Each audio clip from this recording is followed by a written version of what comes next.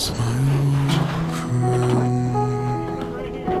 I've come to talk with you again, because a vision softly creeping left its seeds while I was sleeping,